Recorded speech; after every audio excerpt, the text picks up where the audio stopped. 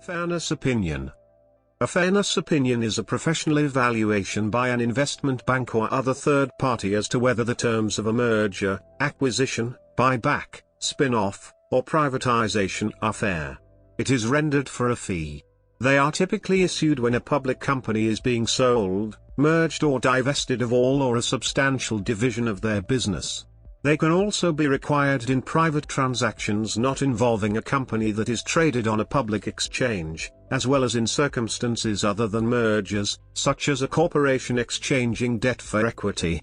Some of the specific functions of a fairness opinion are to aid in decision-making, mitigate risk, and enhance communication.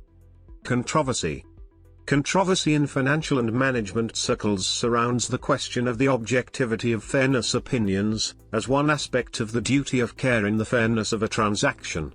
A potential exists for a conflict of interest when an entity rendering an opinion may benefit from the transaction either directly or indirectly. Directors and officers of the companies also may have an interest in the outcome of the proposed transaction.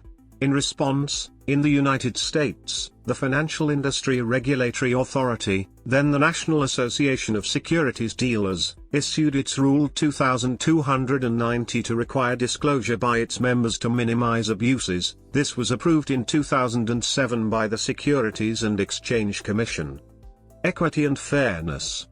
In the United States, in the context of stockholder lawsuits, typically relating to the sale or merger of a public company, the Delaware Court of Chancery has required sufficient disclosures be made to a board of directors and shareholders to provide a balanced, truthful account of all matters, and said when a document ventures into certain subjects, it must do so in a manner that is materially complete and unbiased by the omission of material facts.